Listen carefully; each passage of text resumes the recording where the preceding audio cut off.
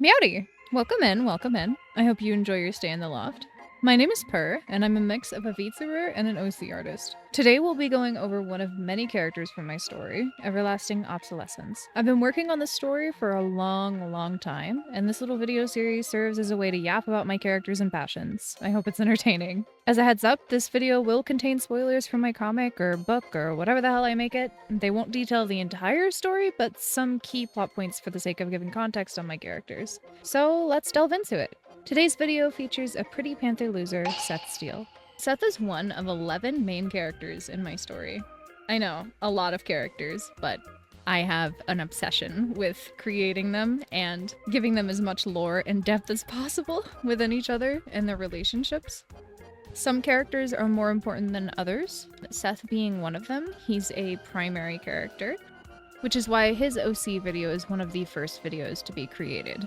So Seth is 24 years old. He's a panther hybrid, and he's Hispanic. Seth has chronic insomnia, and it's kind of a running thing that he is consistently tired and exhausted, and he's one of the only characters that I give prominent eye bags to because he's so exhausted all the time. But no matter how tired he is, he still can't manage to get more than 4 hours of sleep a night. There's also another running gag that for some reason, despite him being a boy loser and boy failure, he gets all of the bitches for some reason. Even, this not only hits characters of mine, like Caius and Amari, but it also hits characters from my friends who are interested in him, and it also hits my real life friends who are obsessed with him for some reason. He's genuinely a fan favorite, and everyone wants to fuck this guy. And he does nothing for it either. He doesn't try. He's literally the most pathetic character I have. That's not true. Caius is probably more pathetic. But he's extremely pathetic, but in a hot, sexy way, you know? Because he's tired, and he's very easily flusterable, which you wouldn't really expect out of a character like him. I mean, look at his design. He looks very irritated, which he is 90% of the time because he's so fucking tired. So Seth's primary location in the story is Serenity, which is the main city that the story takes place in, other than Eternity. So in Serenity, he's originally a guard because they have such limited people on hand to help out with things that are important, such as guarding and making sure that the city is safe. Seth kind of steps up and does it, not because he's fond of it, not because he particularly likes the idea. In fact, he kind of hates it, but just because he has this overwhelming feeling of wanting to feel worth something. He has a lot of insecurities about not doing enough and not being helpful enough in the community and within his friend group and the people he knows. So with the guard role comes a lot of sensory issues with his armor. I think that he would really hate his armor. It'd be very heavy and hot, and I think he's very prone to overheating and exhaustion, as, you know, he's exhausted as it is all the time anyway. So he would be very prone to getting overstimulated in armor like that, and I think it would make him very uncomfortable because it's not his usual scene. So, as you can see, his late story design shows him with longer hair that he's grown out, particularly because he's kind of let himself go and not taking care of himself that much because he didn't really have the opportunity to, so it's not really his fault. But either way, I don't think he would have had the motivation to regardless due to all of the things that had happened to get him to that point. So he has a more comfy looking outfit on the right whenever he's not obligated to work as a guard anymore. And I'll delve into that more towards the end. But as of right now, yeah, the guard outfit doesn't stay. It's not his favorite thing. He would definitely rather wear something looser and comfier, as would most people, but yeah, he really hated it. So at some point in the story, without naming too aggressive specifics, the main crew ends up in Eternity again, in the throne room, and some things happen with Shay and Azalea and Malachi. And during this time, a number of things happen, and I will get into those individual things for those specific characters. But as for Seth, he ends up volunteering to go with Azalea after Azalea decides that he's going to take Caius back with him to Heavenly. To the others, this is kind of painted as a betrayal because Seth kind of intentionally makes it look that way, purposefully, so Azalea thinks that he's trying to join him and not that he's there to just spy, because that would be too obvious, right? If you're like, oh, well, I'm coming with, Azalea would be like, no, no, you're not, actually. So Seth makes it seem like he wants to work under him, and he ends up going with Azalea and Caius. And everyone else is like really shocked and betrayed and like hurt because this guy who's been here since the beginning, their friend, has just supposedly betrayed them, right? And that would sting, especially for, you know, the characters that were closer to him at that time, like Will and May and Hunter. But Seth, again, this is where his insecurity and not being enough or doing enough comes in again, and he overcompensates and overshoots so hard that he ends up in enemy territory for a majority of the story. And so during this time at Azalea's place, he works as a guard, more like an intern guard, because Azalea is still trying to figure out if he can trust him. But for a little bit at the start, Azalea does a thing where he's trying to get Seth to like him, I suppose, because Azalea isn't stupid. He knows that this could be a ruse, but Azalea is also extremely good at manipulation, and he lets Seth take a few weeks to himself where he doesn't have to work, where he's just getting, I suppose, used to his surroundings and settled in. And during this time, Seth's OCD, that I haven't touched on yet, but he does have OCD. He has intrusives and he has problems with compulsions, and he's very impulsive. His OCD flares up really bad during this time, and he has extreme paranoia and some minor hallucinations and some kind of extreme hallucinations. So at this time, Caius, who is also there with him, who is an annoying little shit and definitely not at all the type of person that Seth would keep around or like, generally speaking, kind of keeps Seth grounded. So as much as Seth insists that he's only there to keep an eye on things and try to help the situation from enemy rounds, Caius keeps pestering him and showing up to his room and trying to be friendly and sometimes flirty because it's Caius, and Caius is also a social butterfly. He's a very extroverted person, and so he shows up because he's also desperate for some kind of socialization. They're both extremely isolated in a place where they know nobody, and Caius is kept in a cushy little room because Azalea also did the same thing that he did with Seth, where he's trying to make them like him, and he's kind of painting himself as this reasonable, king when it's anything but that. And so Caius does show up and lingers around Seth's room and tries to hang around Seth a lot during this time. And there are a couple other characters in Heavenly that they speak to during this time, but none of those characters are being held against their will, and Seth and Caius end up bonding over that, as much as Seth tries to avoid that at the very start. So yeah, Caius kind of breaks down Seth's really, really strong brick walls and gets him to open up, and they connect through that and their shared traumatic experience.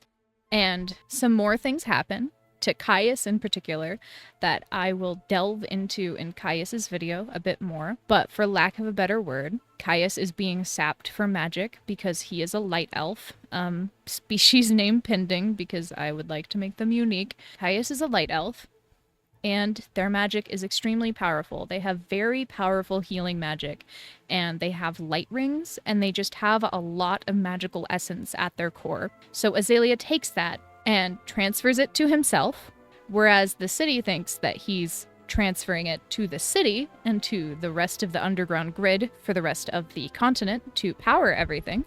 He's transferring it to himself and becoming more powerful as time goes on. And so Caius gets sapped more and more as time goes on, and Seth notices that he is very tired and less energetic. He's trying to keep a bubbly front, but it's very clearly not the same as it normally was, and it just gets progressively worse. And this obviously bothers Seth quite a lot, and he doesn't know how to broach the subject, but he clearly knows that something's wrong and Azalea's doing something. And Caius tries to deny it because this is such a hard situation. And Caius has been taken advantage of for his magical power before, just not quite to the same extent. He has a lot of problems with being kept cooped up. And his trauma response is to ignore it and pretend like everything is okay. And Seth is not like that. Seth likes to talk about things, and it really upsets him when Caius acts like everything is fine. So after a certain point, some more things happen, and they end up, eventually, back in eternity. And during this point, I'll just say that something really bad happens to Caius. Just really, really bad. And it's Azalea's fault. And he's sort of in recovery during this time after being saved and coming back to, his home. And Seth's never lived in eternity in the castle before, and now he is. So that's also an adjustment, much less, coming out of such a traumatic situation. Caius is the only one with a physical scar that is extremely obvious, and his hair is much shorter. And Seth has this sort of envy for him.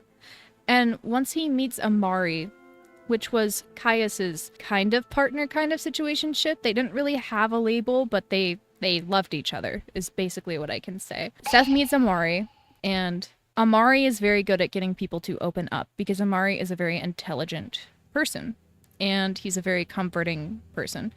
And Seth opens up to them and admits that he is extremely envious of how Caius is able to still seem like he's okay. Because even after all of that, even having these physical scars and this loss of magical power, everything that made him what he was and what he was known for in his whole life, it was ripped away from him in an instant. And Seth doesn't understand how something like that could happen to a person and they could still act like everything is okay. How they could act that they're fine and they're happy. Because Seth isn't even happy, and that didn't happen to him. He envies that. He envies that ability. But what he doesn't understand is that Caius isn't okay. And I think part of him knows that, but the other part of him is also a mentally ill person who's gone through a lot, who sees Caius and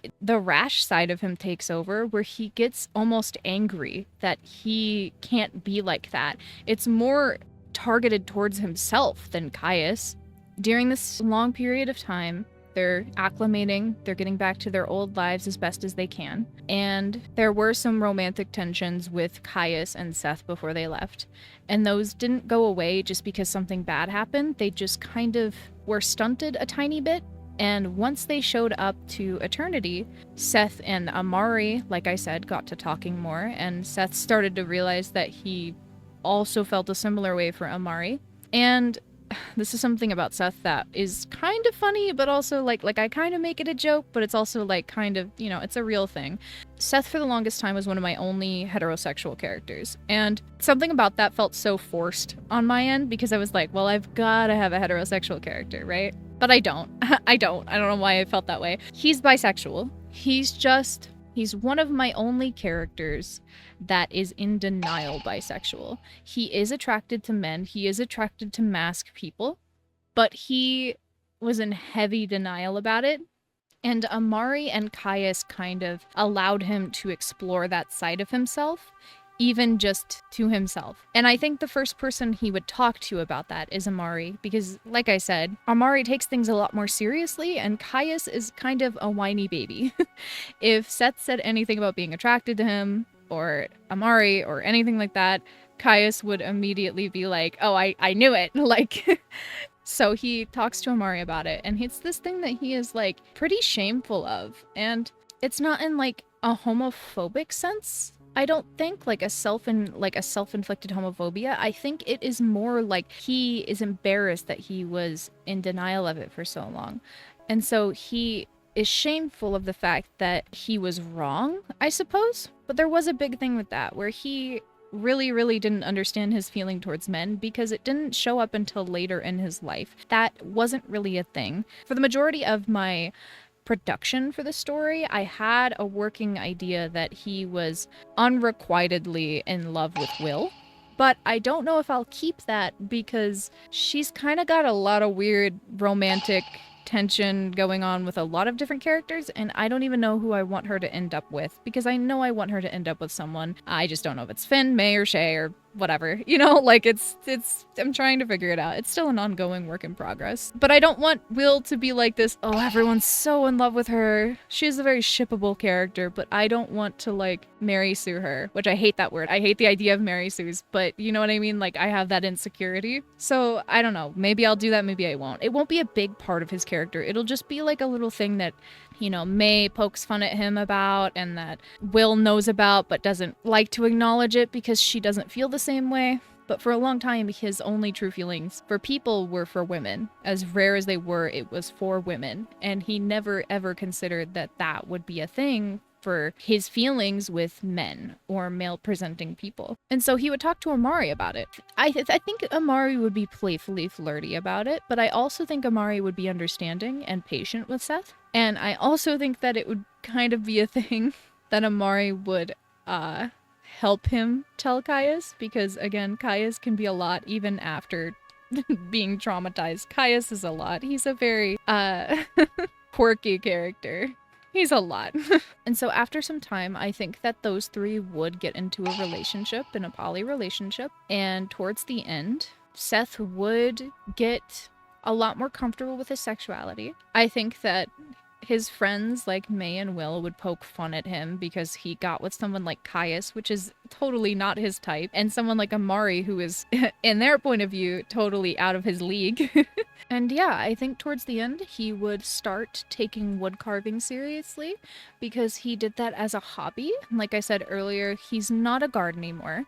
He, I think, would create furniture and little knickknacks and, you know, decorations. He would do that as like a little gift-giving thing. He would give his partners little wood carving things and he'd be embarrassed about it and flustered about it. And I love that fucking panther.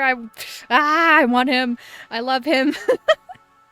At a certain point towards the end, I do want to show after story, like how they get along after the fact. And I think that his would be very important to me because he does go through a lot and he does have a lot of, you know, problems, for lack of a better term. And I want to really dedicate a section to his growth and all of the things that he goes through and all of the risks that he takes. And I think that that would be very important. Also, he hates Finn. I don't know. He thinks Finn is really annoying. Similarly to Lux. Lux also thinks Finn is really annoying. But Seth and Lux tolerate Caius, Seth loving Caius. So it's really funny because Caius is objectively way more fucking annoying than Finn, and I think it's really funny but also really fucked up because I love Finn, but everyone hates him for some reason. The poor guy, but yeah. So that's all about Seth Steele, and yeah, this is new to me, but I hope you guys enjoyed listening as much as I could share, and yeah, thank you for watching. Ciao!